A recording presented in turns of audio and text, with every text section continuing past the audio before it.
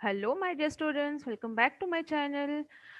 Today, I'm here with a video containing Class 9 English poem, The Village Schoolmaster's Question and Answers. And this is part 1 of this question and answer session. So, we'll discuss the question and answers, and the poem explanation is already uploaded in the channel. The link will be shared in the description box for your convenience. So without wasting the time, let's see the question answers. But before that, students, if you're viewing my video for the first time, to subscribe my channel and hit the bell icon so that you get the notification of all the upcoming videos.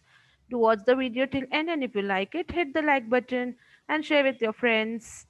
So moving on to the question answers, we have comprehension question C1.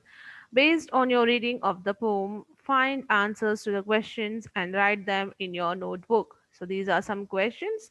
So first one, where was the school located? So we have already read the poem and we come to know that the school was located somewhere at the village. So let's see the exact answer. So answers, the village school was the modest mansion of the village schoolmasters, which was fenced by a straggling fence, and there was an overgrowth of grass. If you have seen my earlier video of the poem explanation, or if you have read the poem, you will understand that the village school was the modest mansion. This school was the modest building, the simple and the good building, like a mansion, like a house of the village, and it was fenced by a straggling fence. Means it was bordered, like a border is being given, fencing is being given in the house.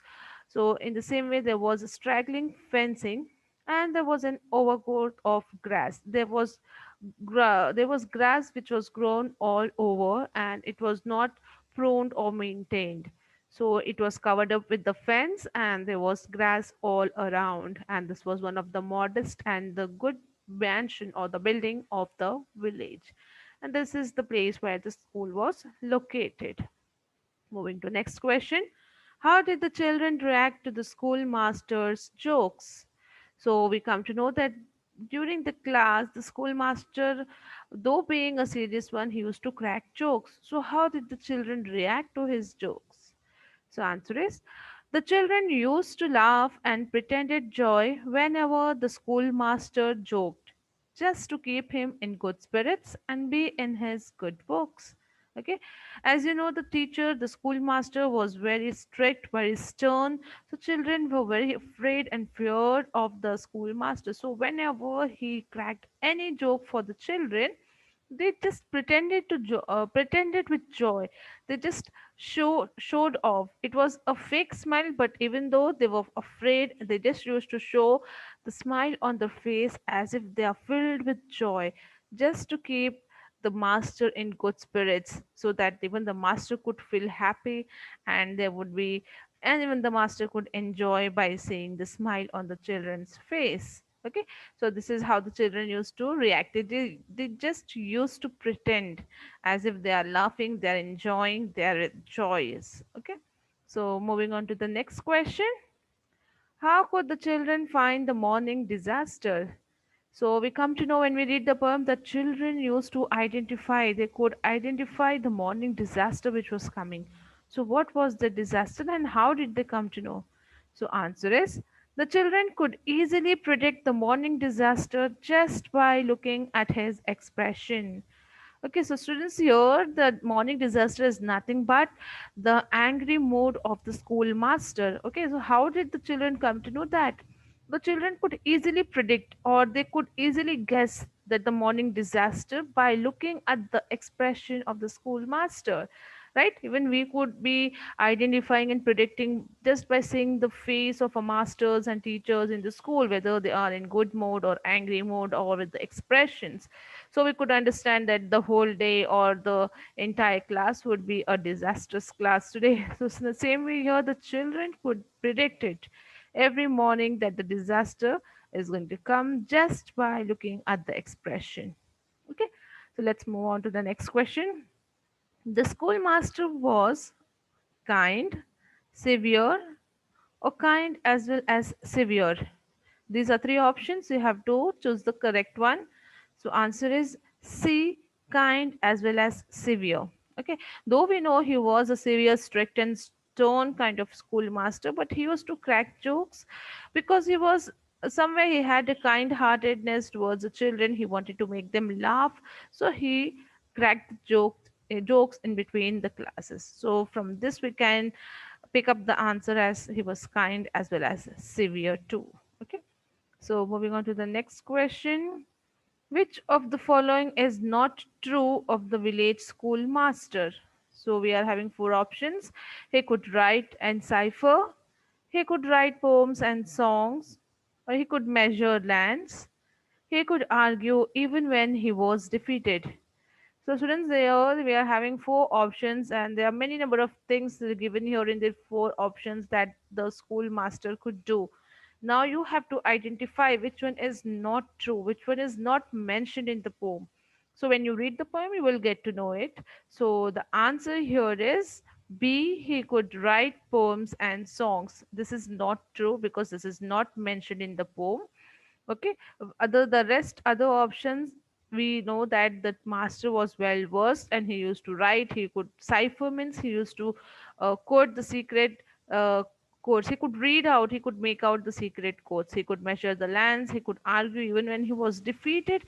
But nowhere in the poem is mentioned about he could write the poems and songs. Okay, so that is the right answer here. It's not true of the village schoolmaster. Moving on to the sixth question. What puzzled the villagers? Okay, so when we come across the poem and we read it, we understand that villagers were puzzled with something. So, what was it? Let us see. So, answer is the villagers were puzzled and could not understand that how a small head could hold up such a large amount of information and knowledge. So the the puzzling thing in the villagers was that they could not understand it. How could a schoolmaster who was having a small head could hold up such a large amount of information and knowledge inside it, just like a computer? Nowadays we have computer, we know how can we feed such a large amount of information and knowledge, but there the villagers used to think he's having such a small head, and how does he know such a large amount of information and knowledge? How does he remembers, and how good the memories are of the schoolmaster? So this was the thing which kept puzzling the villagers. Okay, moving on to the last question of this main. Why does Oliver Goldsmith say that the blossomed furs was unprofitably gay?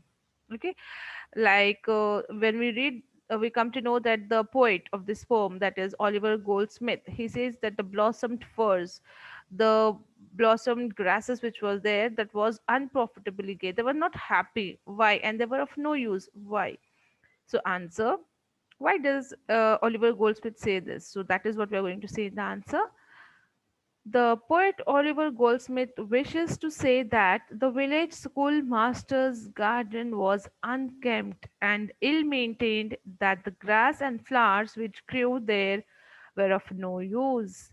So here we see that the poet Oliver Goldsmith, he wished to say, like he wanted to say that the village schoolmaster's garden was not taken care of properly. It was not maintained properly. It was untidy. It was messy kind of thing, and that the grass and flowers which grew there were of no use.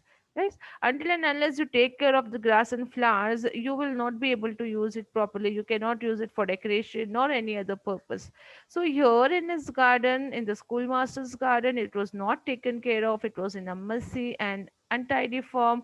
So even though there were many grasses and flowers growing there, it was of no use. Okay, so this is how we can write the answers. So here we conclude with the first main question answers of this poem. I hope you found it interesting and helpful. If you like this video, do hit the like button and share with your friends. We'll be back soon with other videos and question answers of this chapter. Till then, take care and stay safe.